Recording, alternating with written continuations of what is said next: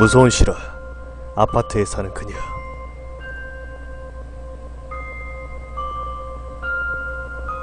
제가 고등학교 3학년 때, 그러니까 대략 15년 전에 겪은 일입니다.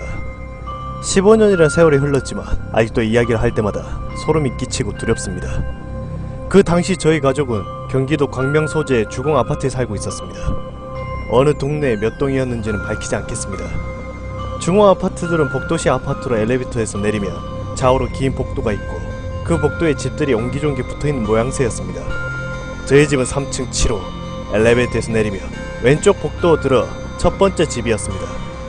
저희 집의 구조는 직사각형으로 현관문을 열면 바로 오른쪽에 제 방이 있었고, 제 방을 지나가면 거실 겸 부엌, 다시 거길 지나면 현관문 맞은편에 미닫이 문이 달린 안방이 있었습니다.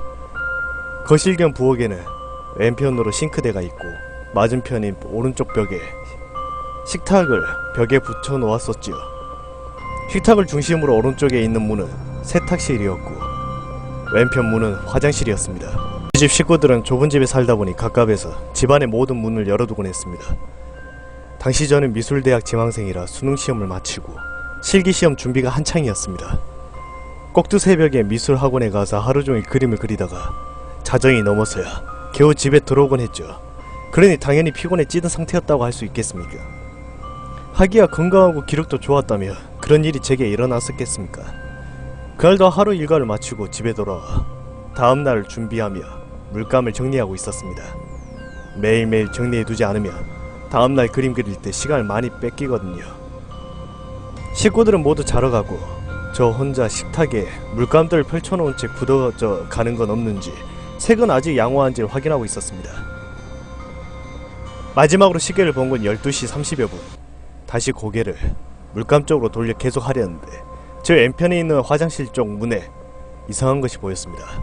사람의 눈은 딱히 그쪽으로 보지 않아도 그 주변의 것들이 다 보이잖아요.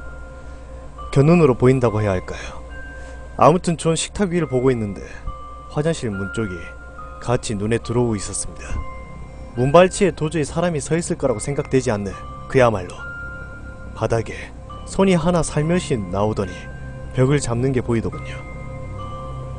그리고 조금 위쪽에 다른 손이 하나 나오더니 다시 벽을 잡더군요. 그리고 꽤 애쁘장하게 생긴 여자가 얼굴을 벽 뒤에서 쓱 내밀더니 저를 똑바로 올려다 보았습니다. 그 눈빛이 마치 이 집에는 누가 사나 하고 들여다보는 느낌이랄까. 너무 무서우면 사람이 이상해지는지 비명도 못 지르고 그대로 자리에 일어섰습니다. 그리고 화장실 문 앞을 그대로 지나쳐 안방으로 슬라이딩.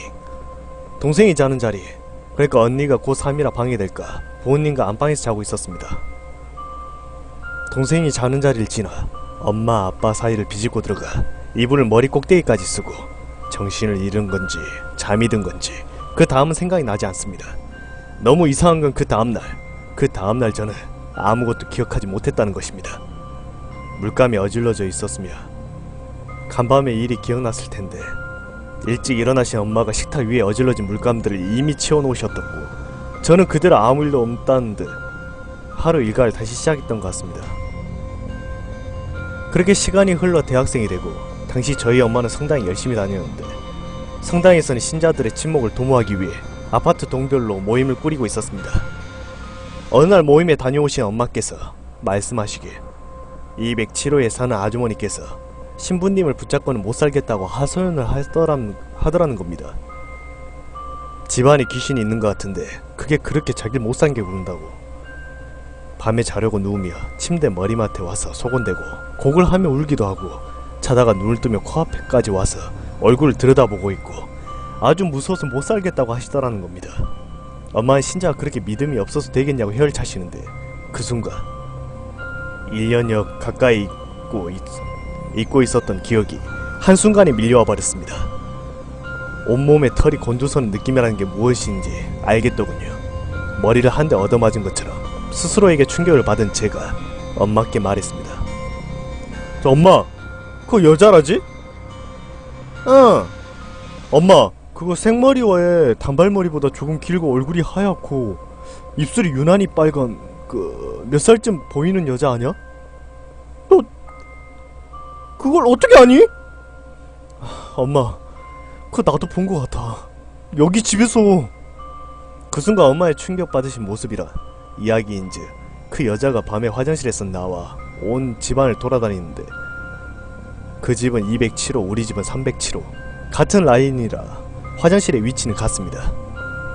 즉 우리 화장실 아래는 그 집 화장실, 제가 봤던 화장실 문 발치, 그 집에서 그대로 올라온 거라면 모든 게 맞아떨어진 상황이었습니다. 더 놀라운 것은 그 집과 저희 집만이 아니라 위층인 408호에서 사는 아주머니도 그 여자 때문에 속앓이를 하고 계셨다는 사실. 그 아주머니도 같은 성당 신자로 밤에 일을 마치고 돌아오면 그 여자가 복도에서 기다리고 섰다가 따라 붙는답니다. 집에 뛰어들어 현관문을 닫아도 그대로 따라 들어온다는데 무서워서 못 본 척 못하겠고 돌아보지도 못하겠고 그저 기도문만 주문처럼 외우신다는데 기억을 되짚어보면 그녀를 본 느낌은 사람을 보면 만지면 만져질 것 같은 실체가 있는 느낌이잖아요. 하지만 그녀는 눈, 코, 입, 얼굴 생김새가 또렷이 보이긴 하지만 만지면 그저 손이 쑥 하고 통과할 것 같은 반투명이랄까, 실체가 만져지지 않는 그런 느낌이었습니다. 그 당시 저희 집은 이미 이사 날짜를 잡아놓은 상태였습니다. 그러나 그리 멀지도 아니고 같은 동 8층 2호, 그나마 끝에서 끝에 가까운 거리이니 그나마 다행이라고 생각했지만 지금 뒤돌아보면 TV가 혼자 꺼지고 켜지거나 가스불이 갑자기 꺼지는 등의 현상이 있었습니다. 폴터가이스트라고 하죠. 좀 섬뜩하고 무섭긴 했지만 제가 둔했던 건지 그냥 오작동이라고 생각하고 넘어갔습니다. 어쩌면 그저 오작동이라고 믿고 싶었던 건지도 모르겠습니다. 여하튼 새로 이사갈 집을 구할 때까지 머물면서 직접 그녀를 다시 본 일은 없었습니다. 지금 돌아보면 그 아파트 근처는 얼씬도 하지 않습니다.